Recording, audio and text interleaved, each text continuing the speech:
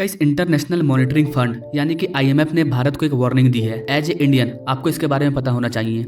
IMF का कहना है कि आपका जो कर्जा है वो काफी ज्यादा बढ़ रहा है। आईएमएफ के द्वारा कहा जा रहा है कि भारत का जो टोटल कर्ज है, टोटल डेट है, वो टोटल जीडीपी के बराबर हो सकता है। तो इस वीडियो में हम जानेंगे कि ये न्यूज भारत के लिए बैड न्यूज क्यों है, इससे भारत को क्या नुकसान हो सकता है, भारत का कर्ज बढ़ने के पीछे रीजन क्या है। नमस्कार दोस्तों, मैं विकास और आप देख रहे हैं ऑल इंडिया अफेयर्स। नाउ आप इससे रिलेटेड कई आर्टिकल देख सकते हैं। आईएमएफ ने भारत को चेतावनी दी है कि भारत का जो कर्ज है वो लगातार बढ़ता जा रहा है। गाइस, ऑनेस्टली ये हमारे लिए चिंता की बात है। कर्ज बढ़ना गलत बात नहीं है, लेकिन इतना ज्यादा भी कर्ज नहीं बढ़ना चाहिए कि हम कर्ज के तले दब जाएं। लेकिन ये रिपोर्ट कितना सच है, ऐसे कौन कौन से देश हैं जिनके साथ ऐसा हुआ है, या फिर ऐसे कौन से देश हैं जिसके अकॉर्डिंग भारत अभी अच्छा है, चलिए जानते हैं। गाइस, बिना कर्ज का तो भारत आगे बढ़ेगा नहीं, क्योंकि ऐसा कोई देश नहीं है जो बिना कर्ज लिए आगे बढ़ गया हो। मैं आपको एक रिपोर्ट दिखाऊंगा। अमेरिका का जितना जीडीपी है उससे दुगुना उसका कर्ज है, फिर भी अमेरिका इतना ग्रो कर रहा है। ये देश कर्ज लेकर के ही ग्रो कर रहे हैं, लेकिन भारत को पूरे कर्ज पर डिपेंड नहीं रहना है। हमें 100% कर्ज नहीं लेना है। गाइस, मैं यहाँ पर कर्ज और जीडीपी की बात कर रहा हूँ, तो इस कर्ज को आप भारत के ओवरऑल जीडीपी से कनेक्ट मत करना। एक साल की भारत की जीडीपी क्या है और एक साल में हमने कर्ज कितना लिया, यहाँ पर इसी दोनों चीज की बात हो रही है। और आईएमएफ का कहना है कि जितना आपका जीडीपी है एक साल का,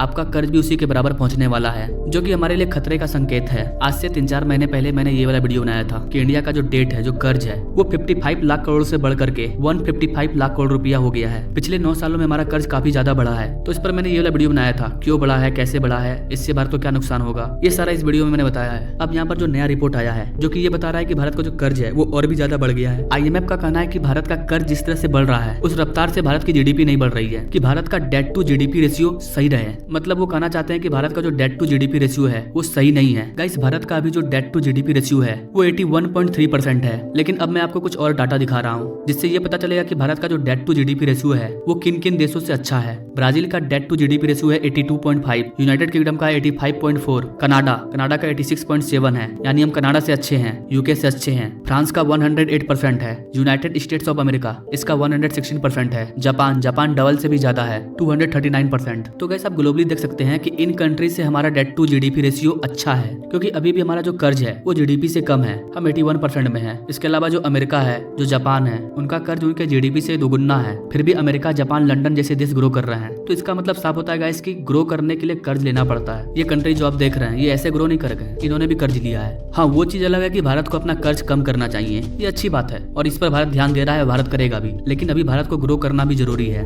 दूसरी ओर भारत का जो जीडीपी है वो भी लगातार ग्रो कर रहा है। ऐसा थोड़ी है कि हमारा सिर्फ कर्ज बढ़ रहा है, जल्दी हमारा जीडीपी 4 ट्रिलियन को क्रॉस कर जाएगा। तो ऐसा नहीं है कि हमारा सिर्फ कर्ज बढ़ रहा है, हमारा जीडीपी भी बढ़ रहा है। हाँ, वो चीज अलग है। अगर हम पिछले 9 सालों का डाटा चेक करें तो उसके हिसाब से हमारा कर्ज लगभग दोगुना हो चुका है। लेकिन पिछले 9 सालों में हमारा डेवलपमेंट भी तो दोगुना हो चुका है, हमारा जीडीपी भी लगभग दोगुना हो चुका है। आईएमएफ का कहना है कि भारत का जिस तरह से जीडीपी ग्रो कर रहा है उस हिसाब से भारत का जो डेट है वो 81% अभी जो है वो 82.3% तक जाएगा, हाईएस्ट 2024-25 के फाइनेंशियल ईयर तक। उसके बाद 2029 आते आते हमारा कर्ज काफी कम हो जाएगा। मतलब आईएमएफ का कहना है कि भारत का जो डेट टू जीडीपी रेशियो है वो आने वाले 5 सालों तक सही नहीं रहेगा, लेकिन उसके बाद 2029-30 के बाद भारत का जो डेट टू जीडीपी रेशियो है वो नीचे गिर जाएगा। मतलब उस टाइम हमारे पास ज्यादा कर्ज नहीं होगा। अभी हमारा कर्ज ज्यादा इसलिए हो रहा है क्योंकि भारत लगातार ग्रो कर रहा है, और एक बार जब भारत डेवलप कर जाएगा तो हमें बार बार कर्ज लेने की जरूरत नहीं पड़ेगी, क्योंकि अभी भारत में बेसिक कंस्ट्रक्शन चल रहा है, जैसे कि रोड, एक्सप्रेसवे, किसी भी घर को बनाने के लिए जो बेसिक चीज होता है जैसे कि तरी खानना, उसका जो ग्राउंड लेवल तैयार करना होता है उसमें ज्यादा पैसा लगता है। उसके बाद उसके ऊपर आप जितना भी मंजिल बनाइएगा उसमें उतना पैसा नहीं लगेगा। ठीक वही हाल है डेट टू जीडीपी रेशियो का। तो अब बोलिएगा इसमें बैड क्या है भाई? देखिए, बैड ये है कि अभी आपने सुना होगा कि फिर से भारत में कोविड-19 की एंट्री हो रही है। तो ये सब चीज अगर आती है तो हमारा कर्ज ज्यादा बढ़ जाता है, क्योंकि ऐसे सिचुएशन में हमारी ट्रेडिंग रुक जाती है।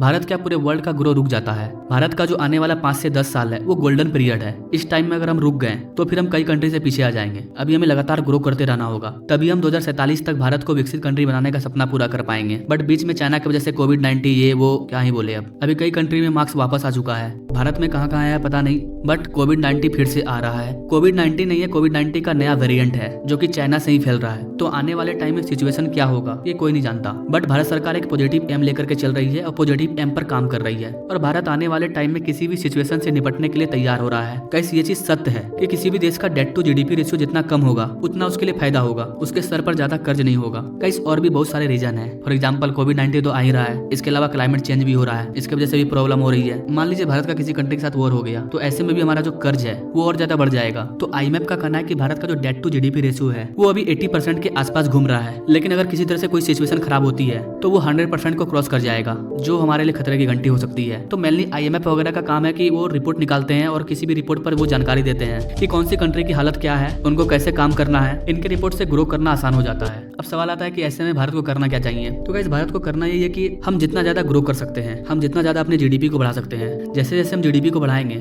हमारा कर्ज ऑलरेडी कम होते जाएगा। अगर हम अपने डेट को कांस्टेंट कर दें और अपने GDP को इंक्रीज करें तो डेट हमारा ऑलरेडी कम हो जाएगा। इसके लिए सरकार बहुत सारे सरकारी कंपनियों का प्राइवेटकरण कर रही है, लेकिन सरकार इसे भी ज्यादा नहीं कर सकती है क्योंकि इससे सरकार को प्रॉब्लम होगा। फिर लोग बोलेंगे कि सरकारी नौकरी फिर कहां से आएगा, सरकार हर चीज को प्राइवेटकरण कर रही है, तो ये सरकार के पास एक प्रॉब्लम आ जाता है। इसलिए सरकार ऐसा नहीं कर रही है। लेकिन अगर सरकार पूरी तरह से ऐसा करती है तो भारत का जो कर्ज है वो बिल्कुल नीचे चल जाएगा। लेकिन सरकार ऐसा नहीं करेगी क्योंकि ये लोगों को पसंद नहीं आएगा। आई होप कि गाइस आप इन सारी चीजों को समझ पाए होंगे कि IMF के रिपोर्ट का क्या कहना है और इससे भारत को क्या प्रॉब्लम है, क्या प्रॉब्लम नहीं है। नाउ इससे रिलेटेड कोई अलग रिपोर्ट आती है तो उस पर मैं एक अलग वीडियो ला दूंगा। Now thank you for watching. मिलते हैं अगले वीडियो में नई जानकारी के साथ, तब तक के लिए जय हिंद।